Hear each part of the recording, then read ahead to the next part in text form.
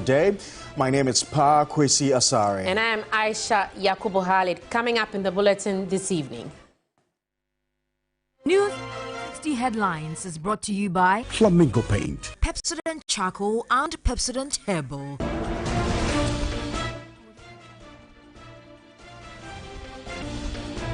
Electoral Commission rejects calls by main opposition party, the National Democratic Congress, for forensic audits into the voters' register.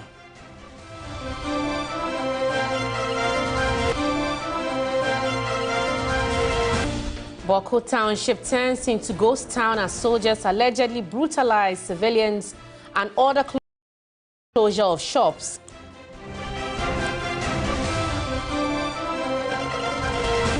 Also coming up tonight, dysfunctional streetlights on Major Mahama Road in Accra poses major threats to motorists.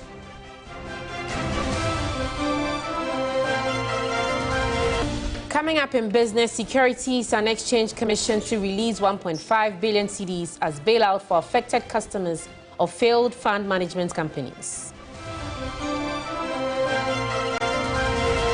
And later on the foreign front, a billionaire and an engineer become the first non-professional crew to perform one of the riskiest maneuvers in space, a spacewalk.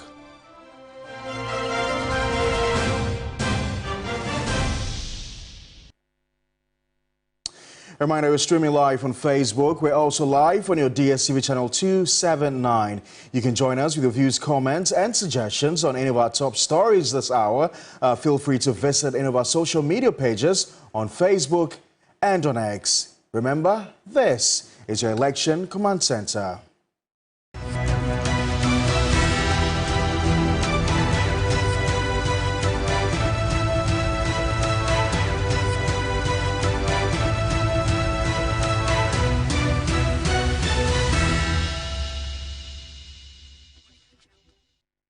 The Electoral Commission has rejected calls by the main opposition party, the National Democratic Congress, and some other groups for a forensic audit of the voters' register.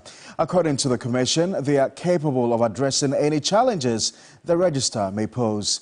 Deputy Commissioner in charge of operations, Samuel Tete, addressed the media a short while ago. Audit of the register. The question is, what purpose will a forensic audit serve? The NDC's detection of discrepancies with the provisional voters register is not new. As the Commission has maintained, that is the essence of the exhibition exercise. It is to correct discrepancies. This is what is being done, as has been the case in the past. It is not new. Then, the Commission is of the view that the forensic audit is not what is needed at this time. It is premature. 11. The Commission wishes to inform the general public that the voters' exhibition exercise in itself is an audit. The exhibition offers an avenue for the auditing of the register. It unearths discrepancies and allows for prescribed legal processes to correct the discrepancies. Perhaps this is the first time the NDC has taken interest in the register. Otherwise, one would have expected them to call for such an audit of the 2016 register, which contain photos of plants and animals representing voters. It is important. You heard the Electoral Commission there addressing the press a while ago. Let's stay a while longer on this subject. Dr. Tanko Computer is a Deputy Director of Elections and IT at the National Democratic Congress. He joins us live on Zoom. So the Electoral Commission says clearly that your detection of discrepancies in the register is, first of all, not accurate, and it's nothing new. Well, let me say good evening to your cherished viewers. And let me correct these discrepancies in their press statement. Look, this is not the first time a political party called for audit of the register. So if my good friend Mr. Tete stated in their press statement press conference that the register has never been audited, I mean, that cannot be the case. In 2012, there was an audit of the register through the UNDP. In 2015, when Dr. Bawumia was banding the 80,000 Togolese in our register and was doing press conferences upon press conferences and showing data upon data of Togolese in our register, a 5-man committee headed by Justice Krapp was mandated to go into the matter. That was an audit, to audit the data and to be sure that the right informations were put in the register. That was an audit. So today, if Tete is saying the register has never been audited since 1992, that can never be the case. Well, he says you, the National Democratic Congress, should have taken keen interest in the voters' register being audited, even in the 2016 elections. That is why I'm saying that we took interest in that. We appeared before the committee. We made presentations at that point. So Mr. Tete cannot stand here today and tell us that, of course, this is the first time are we taking interest in register. We take that one as an insult. They go further to say, that they themselves as Electoral Commission will ensure that these discrepancies are addressed sufficiently. We are saying that we don't trust the judgment of the Electoral Commission. And I've given countless reasons why we don't trust their judgment. You remember the episode of the wrong figures that they were churning out during the limited registration exercise. And they even came out and told us that they were using quarrel draw, which in fact, I don't even want to use certain words on them. Quarrel draw for electoral processes is unheard of. This is the Electoral Commission we are talking of. When we met them on Friday and did the demonstration of reasons why there's a need to have this forensic audit, they did admit. Why is it that in their press conference, they shy away from talking about the issue? Dr. Tanko, how do you respond to concerns by the Electoral Commission for the National Democratic Congress to call off its intended demonstration and rather to engage, with the Electoral Commission? We've already engaged them on Friday. We engaged them at their premises. We presented our grievances for them to look at. They admitted that clearly some of the issues, they will look at it critically. And we said, look, the matter border on serious discrepancy and not the exhibition exercise. But your demonstration is not going to resolve the issues of discrepancies on the register, will it? My brother, I am saying that the Electoral Commission haven't rejected our request for forensic audit, and we presented credible data for them to see. They told us that they have already prepared and then sanitized the register, and that by Thursday, today, in fact today, they would have given us the corrected version. We gave them our external drive. Give us the corrected version that you think you have. Then we'll go and compare with what we have. And then we can now look at it, whether what we have told you, because you did admit that clearly the 243,000 plus that we're talking about, they admitted that they wrongly added the data to the current one. That was 2023 transfers. This huge number. So why is it that in their press conference they didn't address that matter? All right, we've got to leave it here. Thank you very much, Dr. Tanko Computer, as Deputy Director of Elections and IT at the National Democratic Congress. Thanks, sir. Meanwhile, Deputy Chairperson of the Electoral Commission, Dr. Bosman Asare, has charged the media to name and shame all persons who make insightful statements in the run-up to the December elections. He says the use of intemperate language on campaign platforms have the tendency to erode public trust and cause mayhem if not checked. Here's a report by Christian Yali. According to the Electoral Commission Deputy Chairperson, media pluralism in the country has given rise to easy dissemination of information. But what is worrying is how people continue to weaponize false narratives to shape public discourses. Dr. Bosman Asare wants the media to play the watchdog role to sanitize what information gets to the public. Because the media, you are reporting on the campaigns, there may be some individuals who are members of political parties. Some of the comments they make they don't augur well for the smooth running of our society. It is the job of the media to name and shame these ones who have an objective of saying things to undermine. Because as I said, in 1994, it was some media organizations in Rwanda who were saying, oh, certain things were happening, and suddenly people took up arms and they decided to kill others. So if you're a media organization, you are covering the campaigns, once some people are making statements that they want to incite others, let's make sure that we bring them to order. At a lecture in Accra on peaceful elections, he also tasked the media to interrogate politicians on their manifesto policies. You look at the global peace index, Ghana is one of the countries doing very, very well. So this is something as a country we must be committed to maintaining. The next way to also ensure that elections are peaceful as far as the media is concerned is to also interview politicians on their policies and manifestos. It's very, very important.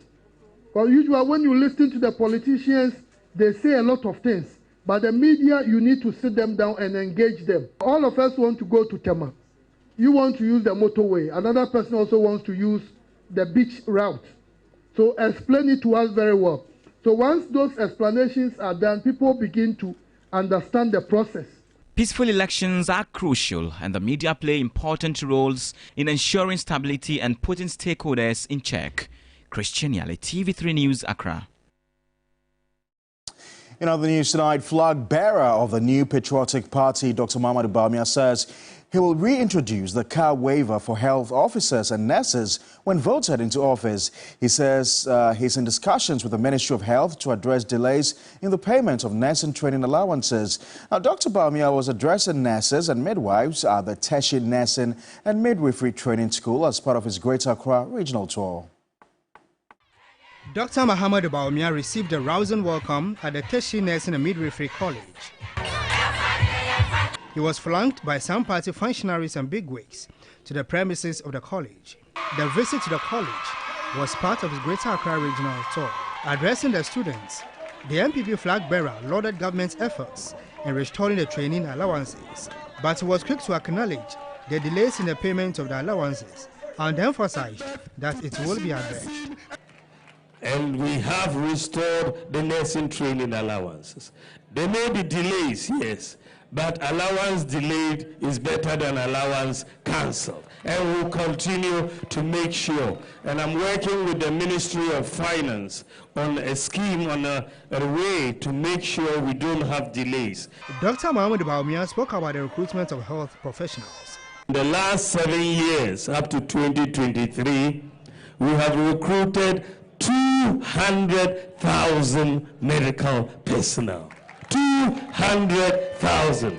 200,000. The highest recruitment of health care workers by any government in the history of the Fourth Republic and probably of Ghana. He spoke about plans to reintroduce the vehicle tax waiver.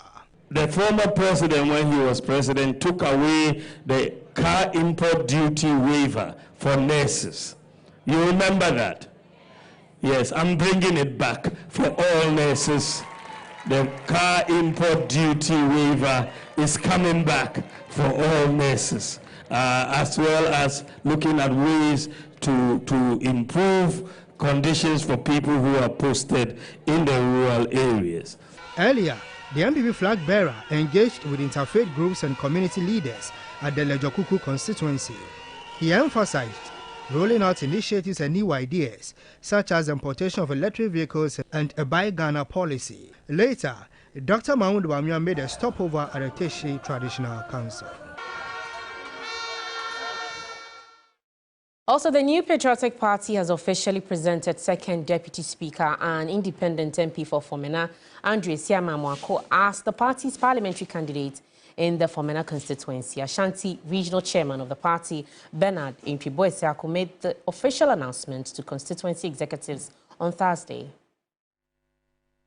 In the lead-up to the 2020 general election, Andrew Esiama fell out with the ruling New Patriotic Party. That was on few days to the party primary in the Fomena constituency. His reason was harassment, as captured in his February 17, 2020 communique. His severe ties with the MPP contested as an independent candidate and won the Fomena seat. The proverbial rejected stone became the cornerstone, sums up Andrew Esiame's life in Parliament. He was needed more than ever at the plenary. He sat on the majority side as the darling boy. Andrew Esiame's relevance to the NPP has even been given a major boost, with the party relaxing its constitution to allow him contest unopposed for the Fomena seat for the second time, this time as a rebaptized NPP son. The Ashanti Regional Chairman of the party, Bernard Entwibu-Esiakon, has introduced him as the parliamentary candidate of the NPP, in whom the leadership of the party is well pleased. Parliament, now you're 137. Now so a number of no, na kasabia no na ya kasa majority. Because of him, we formed majority in Parliament. He never turned his back against the party. Andrew Esiame is happy to be back and promised to work in retaining the seat. I think it will be a great mistake to vote out the NPP. In other news tonight, the New Patriotic Party's parliamentary candidate for Wale, Dr. Tia Kabiru Mahama, has extended an invitation to his opponent, Hajia Zuwera Lariba Abudu, to join in retaining the seat for the New Patriotic Party. The incumbent MP withdrew from the race on Tuesday after a rerun of the primaries turned chaotic on Monday. Now, speaking to journalists after filing his nominations, the candidate expressed optimism that the NPP remains committed to the development of the people.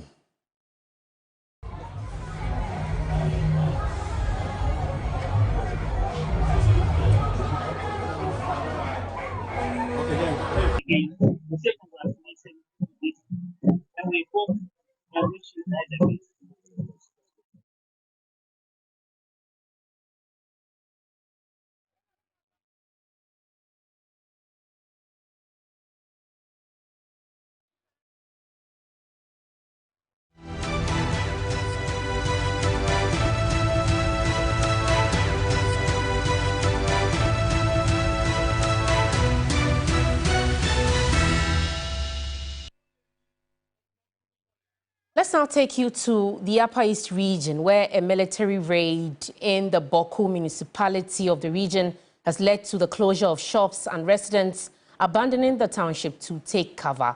The raid, police sources say, was to flush out gunmen who carried out an attack on a tricycle rider in one of the suburbs. We're going to our correspondent, Castro Senyala, who has been monitoring the incident and will join us via Zoom. Castro, if you can hear me, hello to you. And we are told that shops have been closed and businesses have come to a halt. Do we know what necessitated the raid? Right, so very little information about the incident is available to journalists, but I've been in close touch with deep truth sources within the Ghana Police Service who have told me that an incident, or a gun shooting incident yesterday in one of the suburbs of the township is what has necessitated the military raid to flush out these criminals who targeted a tricycle rider, shot at him, but he luckily was saved from the gunshot because he had gone to buy wood, and that wood saved his life. We also understand that has since tempted to create some sort of destabilization within the municipality, and that is the reason why the military and the police have had to move in to see how best they can flush out these criminals and then see if they can retrieve the guns. Castro, we also understand that some residents were brutalized by the soldiers. Have any casualties been reported? Right. The stories of brutalization against some residents of the town are everywhere, but we are yet to officially hear or see any victim of the brutalization. But we understand that, yes, indeed, from accounts of residents, when the military personnel went into the town, they attacked some few. Anyone they see, they would usually make you lie down, step on you, and to some extent, record the encounter and then move on to the next person. But we're yet to see any person come out to say that he has sustained some injuries from the attack. So, Castro, what's the current situation now in Bawku? Has calm been restored? Yes, calm has been restored to Bawku. Bawku is peaceful as we speak. The police and that of the military are everywhere, ensuring calm as has been in the past couple of months. We also understand that as at the time the incident happened, the Upper East Regional Police Commander, DCOP Raymond Wejong was on the ground, and he and his men, including the military, did their best to ensure that everything was under control. Except that some residents have been expressing their views, saying that if a few nuts are recalcitrant and are causing trouble, the military and by extension the security agencies there should not take that as an opportunity to met out, brutalities on residents. But we keep our ears on the ground and we'll bring more details. Right, thank you very much for that update, Castro. Castro is our Upper East Regional Correspondent, bringing us more on the brutalities happening in Bawku. And I'm sure that by our next bulletin, we'll get more updates for you. Right, Aisha, and I'll tell you about one of the most trending stories throughout the week. It's about illegal mining, popularly called Galamsey, and its crisis has reached a boiling point with demands for a state of emergency echoing across the nation. But what does a state of emergency really mean for Ghana? And what's at stake for the economy? My colleague Judith Brown explains. The Galamsey menace has sparked a firestorm of outrage, with calls for a state of emergency growing louder by the day. The University Teachers Association of Ghana, UTAG, was among the first to fire the warning shot, threatening a nationwide strike if government did not heed to their demands. Then followed organized labor, adding its voice to the growing clamor. For them, a declaration of a state of emergency will tackle the Galamsey crisis head-on. The Media Coalition Against Galamsey, MCAG, has also joined in calling for drastic action to halt the destruction. The president must declare a state of emergency over our water bodies and get the military to clear everyone found on the water bodies. So what is a state of emergency? Article 31(1) and 9 of the 1992 Constitution allows the president to declare a state of emergency when Ghana is at war or in the event of an imminent threat to national security, public safety, or the environment. In essence, it allows for swift action to restore order, protect citizens, and address the emergency, which may include imposition of curfews, restriction on movement and assembly, and also the deployment of the military to support civil authority. Under Article 31(1) and 2, the procedure for such a declaration is outlined. It includes consultation with the Council of State and the notification of Parliament by the President of the facts and circumstances leading to the declaration. Well, to prevent abuse of power, though, Article 31(3) requires Parliament to review and approve the state of emergency within 72 hours. But what will such a declaration mean for the Ghanaian economy? Well, let's find out. In 2023, 4 million ounces of gold were produced in Ghana. Currently, gold contributes around 7% to Ghana's GDP, with artisanal mining occurring in 14 of Ghana's 16 regions. Artisanal and small-scale mining employ approximately 1 million people, contributing to 40% of gold production, with an additional 5 million people dependent on them for their livelihoods. However, 85% of the 1 million mining operators are unlicensed, hence illegal. A declaration of a state of emergency might mean a total halt on all gold mining activities subject to the terms of government. That will also mean that the country will be losing approximately $120 million over the last 3 months of the year. But as the pressure mounts, will the government heed to the call and declare a state of emergency? The nation waits with bated breath. Judith Brown, TV3 News. Meanwhile, more than 20 civil society organizations have called for an immediate ban on small-scale mining to enable governments to deal with the devastating impacts of Galamsey. Now, let's take you through some of these organizations calling for the immediate ban.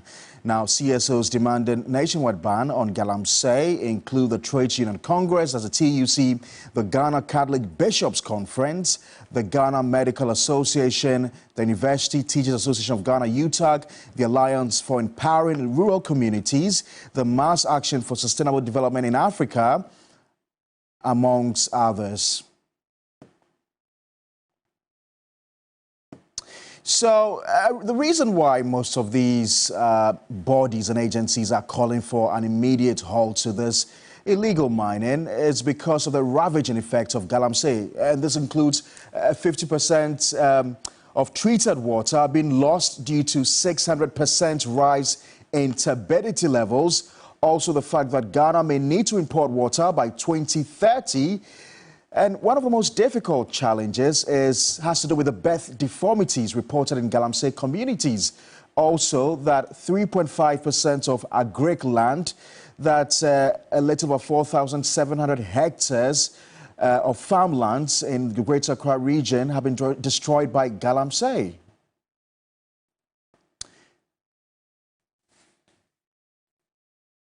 And of course, these sources, or the source of this information, is the Ministry of Health, Cocoa Board, the Food and Agri Organization, as well as the USAID.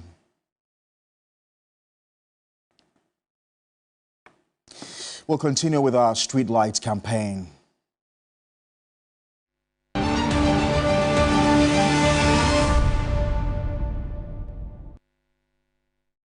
Fix the Streetlight campaign this evening. There are concerns of the use of 1% levy on domestic electricity consumption to maintain and operate streetlights. This is because some parts of Accra are in total darkness due to malfunctioning streetlights. Gertrude Bawku reports that there's no single functioning streetlight on the major Mahama Road here in Accra. Non-functioning streetlights in the country has become alarming, with some Ghanaians channeling their frustrations about the situation on X. Although the National Road Safety Authority has stated that inadequate street lighting contributes to over 30% of road crashes, some roads in the capital are immersed in total darkness at night. Driving through the major Mahama Road, there is no single functioning street light in sight. This road leads to major areas in Accra such as the Spintex Road, East Legon, Bema Camp and Teshi. The area, which is classified as a security zone and has a military cemetery, was clouded in total darkness as street lights on the stretch were just mere white elephants. Road users appealed for the street lights to be fixed. I think the street light is always off. If you don't have a vehicle and you are passing alone, especially as maybe a lady or someone, teenagers and all those people, I think it's not good for them. It may be everybody's wish that street light may be here because nobody likes darkness, and also I think when there is light, you always feel safe. The stretch is clearly not an area anyone would want to encounter a mechanical fault.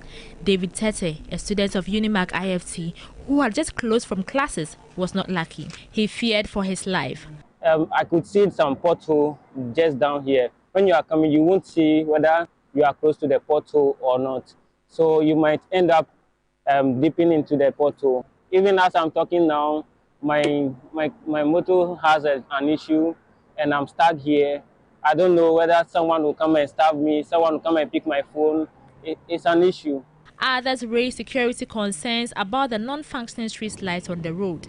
They called on authorities to fix the street light to bring safety. If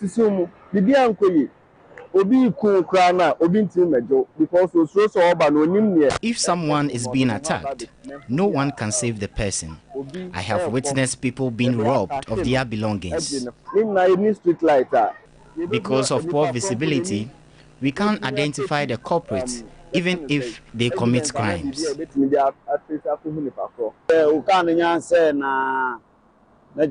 5 minutes, if your car is faulty on the road, within 5 minutes you can be attacked. We plead with our leaders to provide street lights for us. According to the street light, we pay for street lights, so they should fix them for us. Gertrude Bracco reporting for TV3 News, Accra. Let's do some more politics this evening, and now to the camp of the NDC. The flag bearer of the party says the reality of unemployment confronting the nation is a ticking time bomb that requires only an honest leader to address. The unemployment figures from the Statistical Service has soared, but government says it has addressed the situation with the creation of some 2 million jobs. Speaking in Sunyani of the Bunu region, John Mahama challenged the records of the government in dealing with the issue. Youth unemployment is the main issue. The youth came out in their numbers, and it is clear that it is a ticking time bomb for us as a country. We need to accelerate the economy. We need to invest in the areas of the economy that will provide decent and sustainable jobs for young people. And we need to do that urgently. Certainly, the current government has no panacea for youth unemployment because they've taken the unemployment rate from 8.4% to 14.7% in just 8 years. And so when they talk about creating 2 million jobs, you ask, where are those 2 million jobs? If unemployment has risen to 14.7%, then you can't have created 2.something million jobs. But we all know that this is a government that is used to propaganda. And unfortunately, when you propagandize, you must keep your propaganda from reality. Unfortunately for this government, they are lost in their propaganda because they believe it. And so they repeat it like a nursery rhyme. And they believe in everything that they say, even though on the ground the reality is different. The government's imposition of the betting tax, has been very unpopular with a lot of the young people. But we need to rationalize taxes. You cannot have a situation with so much confusion in the value-added taxes, where you have people in the same market charging different rates of VAT and selling the same items. And so when we come, we'll rationalize that so that it is uniform across, so that it's more predictable, it's more transparent, instead of the current complicated VAT regime.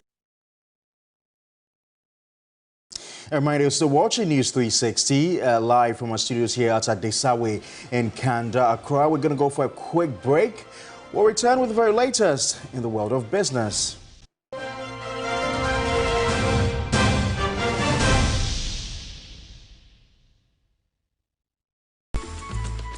I love President Charcoal. Why? When there are so many other charcoal toothpaste. That's both charcoal and lemon. Oh, does it? Yes. Look right here.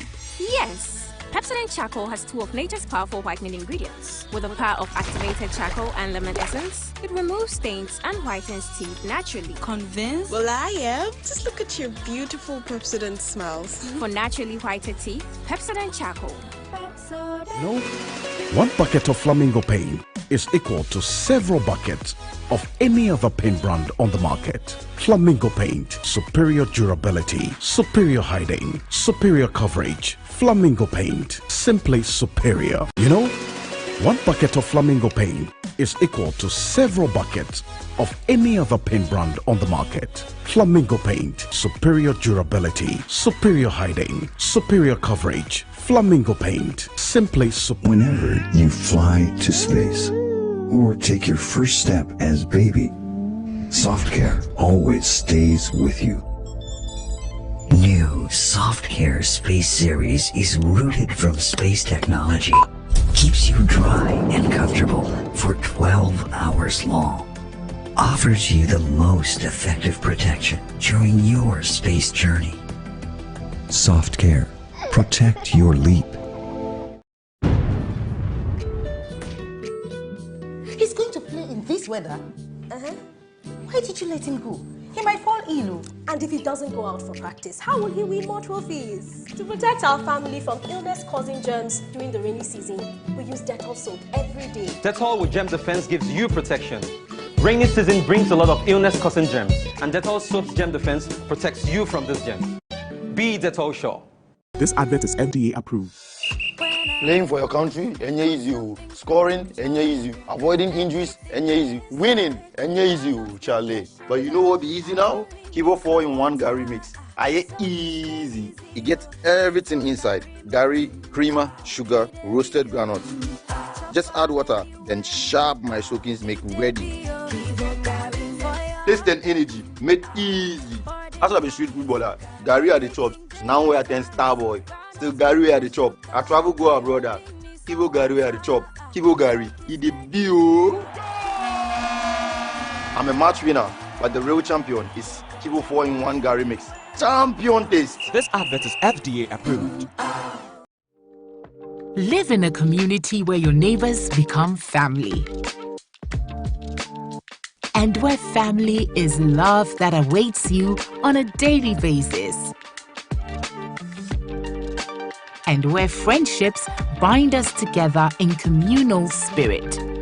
This is Eden Heights, a well-planned paradise with ready-to-move-in apartments and penthouses located behind the West Hills Mall, where living is a lifestyle.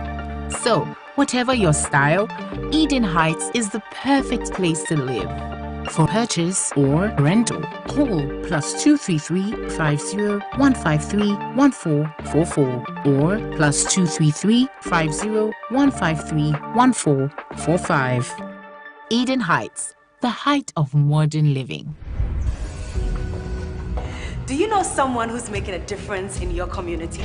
Someone whose selfless actions and dedication to helping others deserves recognition? Then it's time to celebrate these incredible individuals on MTN Heroes of Change. It's time to nominate those selfless individuals to win 100,000 Ghana cedis and other cash prizes and be crowned MTN Hero of Change. You can also nominate a blogger or someone in the digital space and any of the media houses to win our new category of Digital Hero and Media Hero of Change. Just fill an online nomination form at mtn.com.gh or send a WhatsApp with a 1-minute video of your nominee's project on 055 141 1122. Deadline for nominations is 18th October 2024, so don't waste time. Nominate your hero now. MTN Heroes of Change. Be the change you wish to see.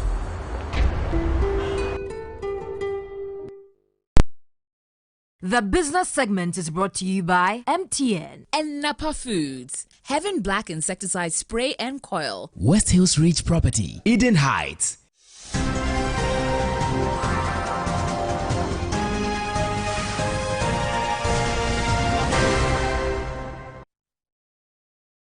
Good evening. It's time now for Business on News 360, and my name is Menu Aful. In our first story, unlicensed cybersecurity service providers in Ghana are set to face tougher penalties, including criminal prosecution.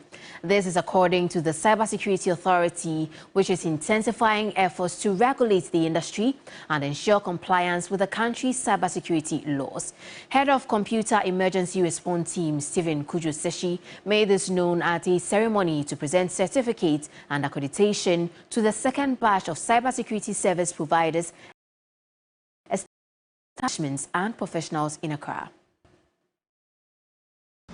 I hereby take this opportunity to once again caution all CSPs, CEs and TPs who are providing cybersecurity services without a license or performing cybersecurity-related professional functions without accreditation granted by the authority that they are in breach of Sections 49 and 57 of Act 1038, and that the authority is committed to ensuring that all default institutions and individuals face the appropriate sanctions, which includes administrative penalties, criminal prosecution where applicable. Further, take note that the enforcement processes against non-compliant registrants and applicants has commenced, and all defaulters will face the full rigors of the law. The CSA, in collaboration with the Public Procurement Authority, PPA, and other relevant stakeholders, including the Ghana Association of Banks, GAB, are working to ensure compliance with the guidelines pursuant to the Cybersecurity Act, Act 1038. Let's now take your attention to the Securities and Exchange Commission, as it has approved a 1.5 billion cedi bailout to settle investors affected by the collapse of the several fund management companies in 2019. The payout, which is part of government's ongoing effort to resolve the crisis, will bring relief to thousands of affected investors. The following News Desk report has more. The Securities and Exchange Commission, SEC, has announced a new bailout package of 1.5 billion cedis for customers whose funds were locked up in failed fund management companies. According to a statement issued by the SEC, this release follows approval from the Ministry of Finance. The SEC said the total amount of 1.5 billion cedis will be released in 3 tranches, with the first tranche of 700 million cedis already paid in August 2024 and 400 million cedis each in October 2024 and December 2024. The statement added that this 1.5 billion cedis is in addition to the 4.46 billion cedis previously released to affected investors with examined claims. This move forms part of a broader bailout program that has already paid claims to over 84,000 investors since 2019, when the licenses of the companies were revoked. Under this current release, investors will receive the higher of 50,000 cedis or 15% of their outstanding examined claims on the defunct firms. SEC says 82% of claims have been fully settled so far, and this new release is expected to bring the figure close to 91%.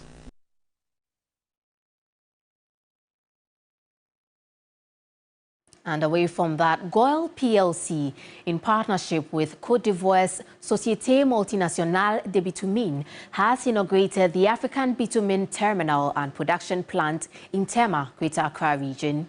The $40 million joint venture is set to produce bitumen at competitive rates, significantly reducing Ghana's reliance on imported supplies.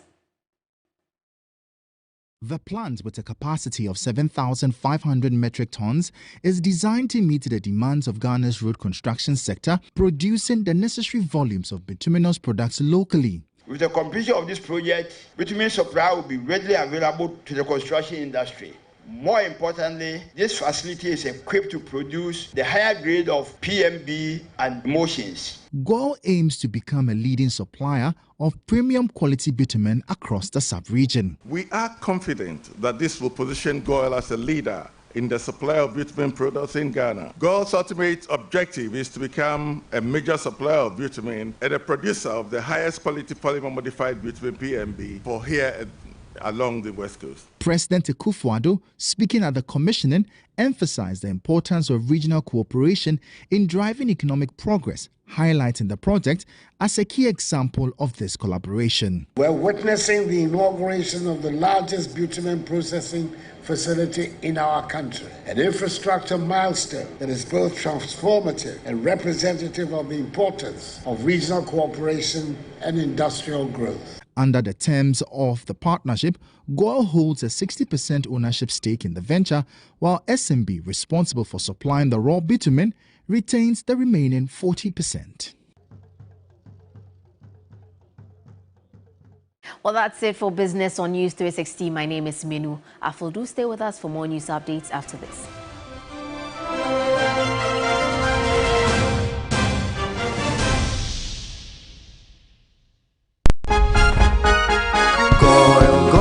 Good energy brings you quality choices with GOIL Super XP. Available in many GOIL stations nationwide. It is fortified with special additives that help your engine perform better and use less fuel.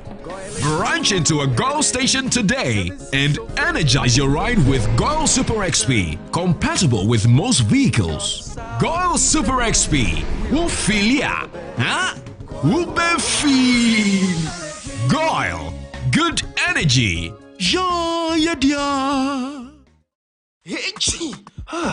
My head really aches, feeling cold and feverish. Sorry. I know the solution to your problem. It is Procode. Procode?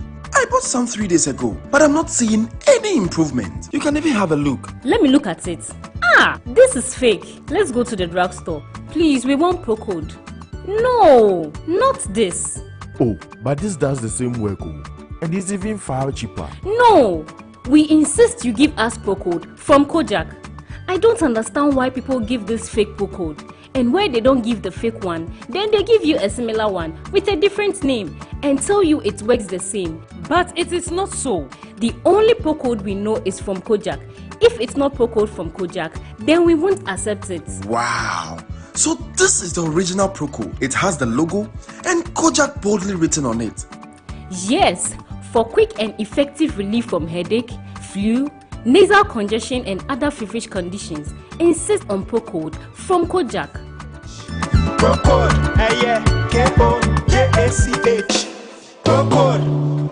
This advert is FDA approved. Prophecy time. Abraham and Sarah, Mubanya twins. Go and buy jacket. You are going to Canada. Hallelujah. The best born Wamba. Master, what the card do? You go to jail. Born a wow. What you need? Because of my mepa.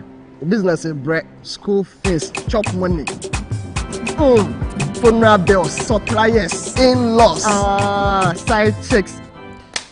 Oh yes, I book count. Oh how nanya spiritual. For bills. Bills micro credit. You see why? Bills micro credit. From Wow. Ati. Kwanako from. Next. Everyone is running to Bills. Enjoy the peace of mind that comes with acquiring any of our loan facilities. For whoever you are and whatever you're doing, Bills has a product for you. No susu, no deposits. All you need is your Ghana card. Bills, financing your needs. Hello, Bills.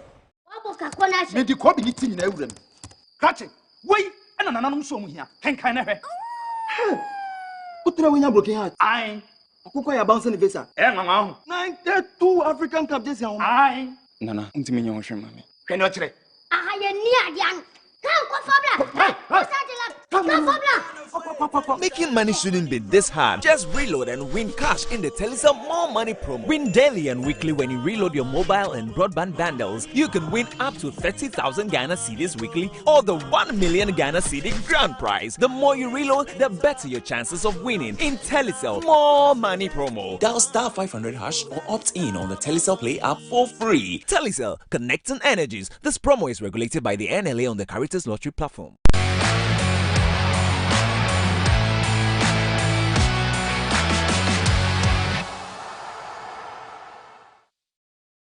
Good evening, it's time for sports here on News 360. My name is Kelvin Owusu-Anta. Starting from the senior national team, and Ghana would have to play their home matches away from home, and this is going to be a national embarrassment. That is the strong verdict of former Black Stars captain Stephen Appiah as the fallout into the Confederation of Africa football ban on Ghanaian stadiums rambles on. Appiah rarely gets mixed up in controversial issues, but he didn't hold back on the social media platform X on the subject. He said if it wasn't for a tournament situation, being forced to play anywhere away from home because of a substandard infrastructure is a national embarrassment. Appiah said, we must prioritize hosting our own games and protect our football pride. That pride has been badly bruised after the Confederation of African Football said none of the country's football stadiums in Accra, Kumasi, Tamale, Sekunde and now Legon that has cost the country in excess of $200 million is fit to host international matches. The Ministry of Youth and Sports has dismissed the claims, insisting the Accra Sports Stadium and the newly built University of Ghana Stadium will meet CAF's requirement and have directed the GFA to put in the request. There are those within the GFA who think the ministry is simply putting up a public front with that request to absolve itself of any blame given the state of the pitch of the two stadiums. Sports broadcaster Godfred Akoto-Boafo is unconvinced by the ministry's claims. Of those who say that the people who run sports in this country, the sports ministry, the National Sports Authority, should be ashamed of themselves because they've been aware of the problems that our infrastructure particularly has. And the sports minister in particular, I think needs to carry or needs to bear the brunt of public anger when it comes to this. I think that he has not proven that he has enough know-how the planning has been poor because since we played Nigeria in that World Cup qualifier, you would recall they gave us a temporary reprieve because we almost played Ghana versus Nigeria World Cup qualifier outside of this country. We're giving a temporary reprieve to allow that game to happen. Why did we not fix it? The Bayara Sports Stadium, at my last count, has been shut down 5 times since 2019. In fact, one was for an extended period where for almost a year, nobody was granted access to that stadium. What did we do?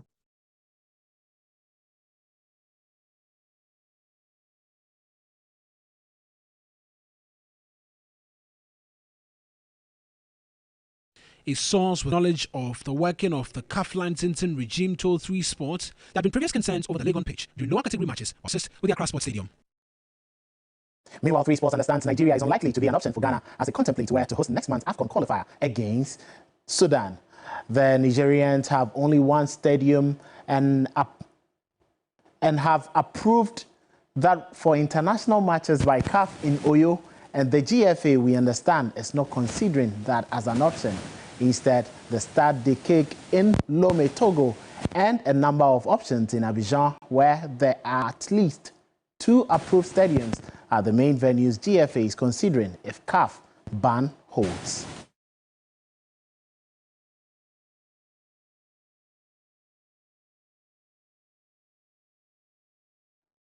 Now back home to club football, and in Swatraman Football Club have been buoyed by the MTN FA Cup success. They enter the CAF Confederation Cup preliminary stage after defeating Elect Sport in the opening stages. CS Constantine is the next challenge for the club. They are hopeful of a victory tomorrow. The team's journey began on a high note with back-to-back victories against Elect Sport in the first preliminary round. Constantine, an Algerian club with its rich history and experience in African football, presents a stern test for the Ghanaian newcomers. We have to take the game to them. We have to let them chase the game. We have to take control over the game. We have to make sure that we utilize our chances, and then through that we might see where they fall short and where we think we can hit them, you know. And then at the end of the 90 minutes, with the result, we have to strategize again and then go to the away game and see how it goes. CS Constantine earned their place in this round after an impressive aggregate victory over Police FC from Rwanda, showcasing their offensive prowess with a 4-1 scoreline across 2 legs.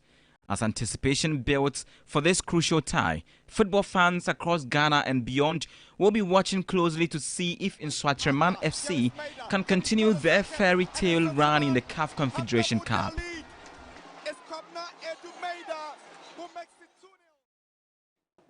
We wish them well. That will be all for sports this evening here on News 360. There is more sports news on 3news.com and 3sportsgh across all the socials. My name is Kelvin Olson's Entertainment News comes up next. Entertainment News segment is powered by 3 Entertainment.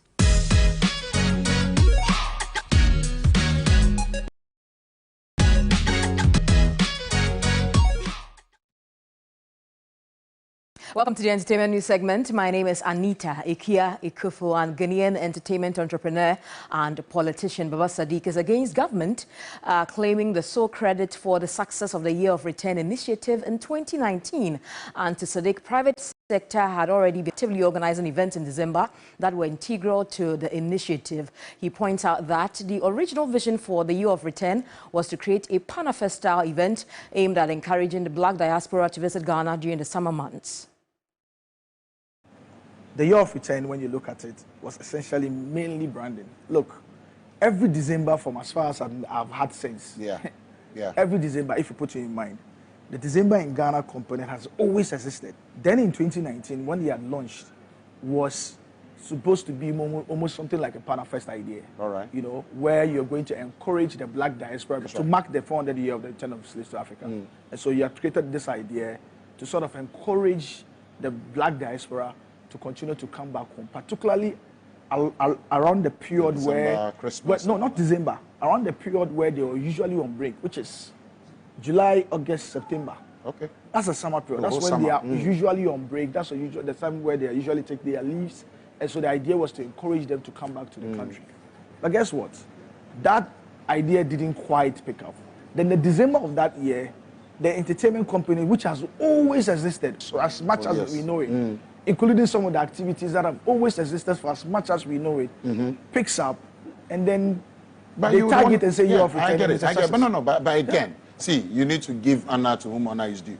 If you've been doing something, you didn't label it, and when they buy any hits, but somebody brought it. What I mean is, and someone brought it and then labeled it, give it a name, and that name is Scott on with us. I think we want to give. Yes, I know Panafest. Relax. But if I have done December in Ghana, you have celebrated December in Ghana, and I said, oh, let me change the name, retool it, give it some more, invite some more key players. It existed. There was no need for us to actually have to buy it. The private sector had already run it.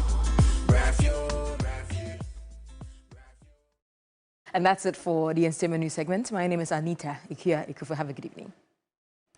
Let's now do some international news. A billionaire and an engineer have become the first non-professional crew to perform one of the riskiest maneuvers in space, a spacewalk. Jared Isaacman and Sarah Gillis stepped out of the SpaceX spacecraft around 15 minutes apart, starting at 11:52 BST, wearing specially designed suits. This walk at 435 miles was higher than any previous walk and used innovative technology in the new extravehicular activity astronaut suit. It was commercially funded by Mr. Isaacman. Before, only astronauts with government-funded space agencies had done a spacewalk. Government space agencies like NASA want the private sector to transport the astronauts on missions and bring down the cost of space travel. And entrepreneurs like Isaacman and Elon Musk want to expand private space travel so that more non-professional astronauts can go to space. Guinea-Bissau's President Umaro Sissoko Embalo has said he would not run for a second term in elections in November. Embalo, 51, was elected in January 2020 to succeed outgoing President Jose Mario Vaz. He defeated runner-up Domingos Simões Pereira with 54% of the vote and would have been eligible for another term in office. The unexpected announcement could trigger a power vacuum and heighten political instability in the coup-prone country of around 2 million people. Embalo said his wife had dissuaded him from running again.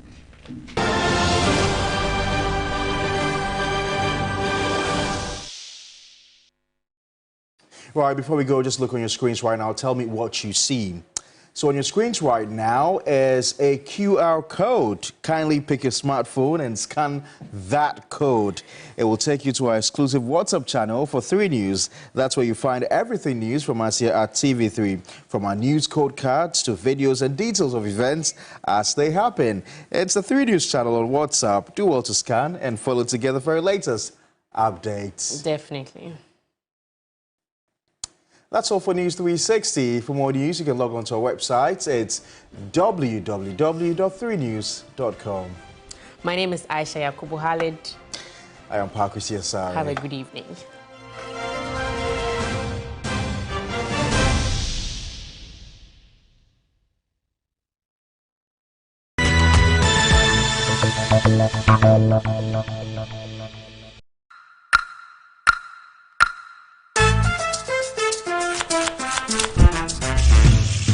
Get ready for the culinary showdown of the year. Kitchen War! Champions will rise. Tell me what you're cooking.